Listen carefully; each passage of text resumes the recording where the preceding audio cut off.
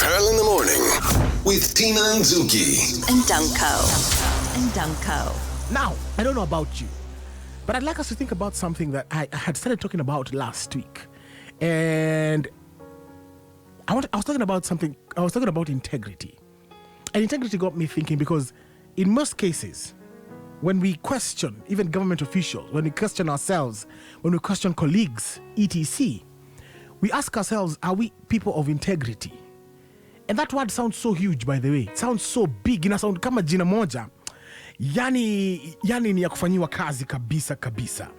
But at the end of the day, I'd like you to understand that integrity doesn't mean that you have to do the right thing. Doesn't mean that you always have to do the right thing. Because if you always did the right thing, then that means that you would be perfect. And at the end of the day, no one is perfect. We have all sinned and fallen short of the glory of God. But integrity means not compartmentalizing life. It means it doesn't mean you appear different to different people. You remember in high school or in primary school, when did we learn integers? I can't remember. Was it in secondary school? Yes. I think it's secondary school. Or maybe primary school. Maybe if you learned integers in primary school, then I don't know. So integrity comes from the word integer, which means unit of one. It means a unit of one. So integrity actually means your life is not a bunch of pieces of pie, but it's a feeling all in the middle. In other words, it means that you act the same way with everybody.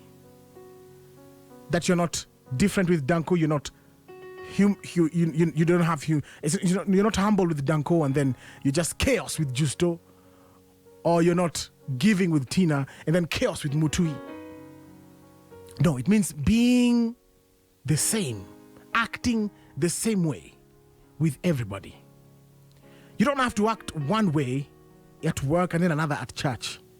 You don't act one way at home and another with your friends. Integrity means what you see is what you get. It means that you're not faking it. You are you.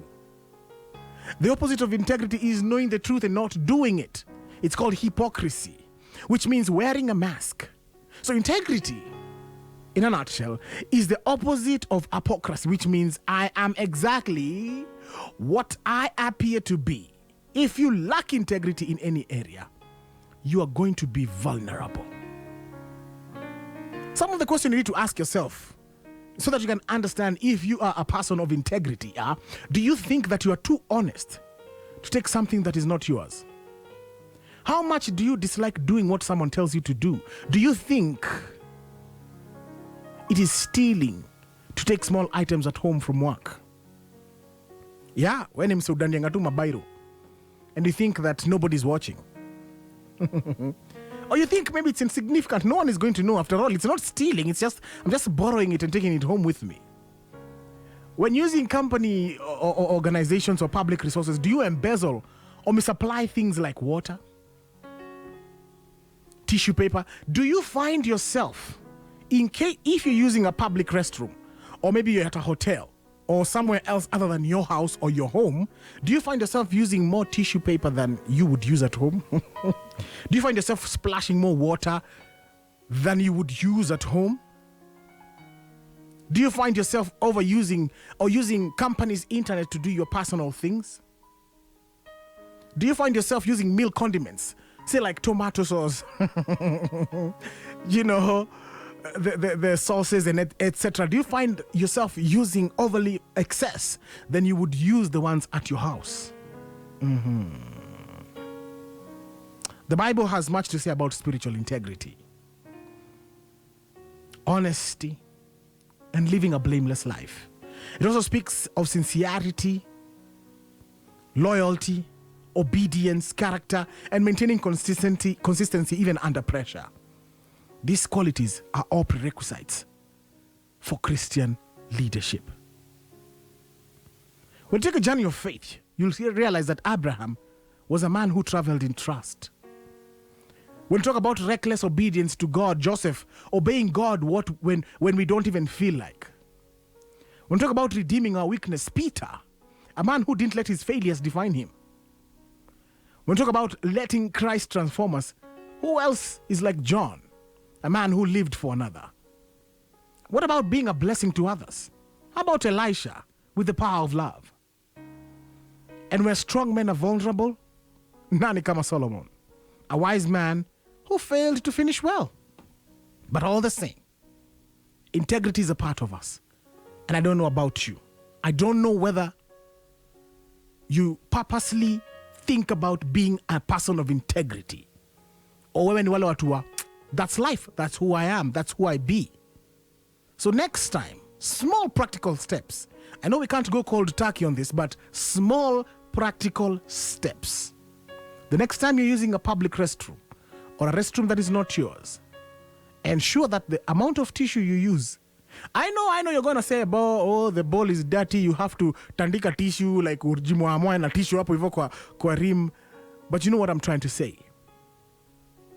The next time you have to use public resources, say water, maybe at a friend's house or maybe at a public place or even at a hotel, don't splash it more than you would at your house. Use it sparingly. The next time you're at your workplace, how about use the internet to better yourselves and the company and not just watch movies or do your own personal things? Integrity is in the small steps, is in the small minute details that you may overlook on a normal day. But at the end of the day, all these small steps, they are like the deformed pieces of a jigsaw puzzle that may not look quite aesthetic or at equilibrium when you hold a piece up to your eye. But when you join that piece to another piece, to another deformed piece, and you put down all the 1,500 pieces together, then and only then will you realize that the picture, the overall picture, is one that to admire and to adore. It's so beautiful. So, this is our challenge today, that we're going to start with the small steps. Integrity ni life yetu. Integrity is what we must become. Join Tina and Zuki and Danko on Pearl in the Morning. Weekdays from 5:30 a.m. to 10 a.m.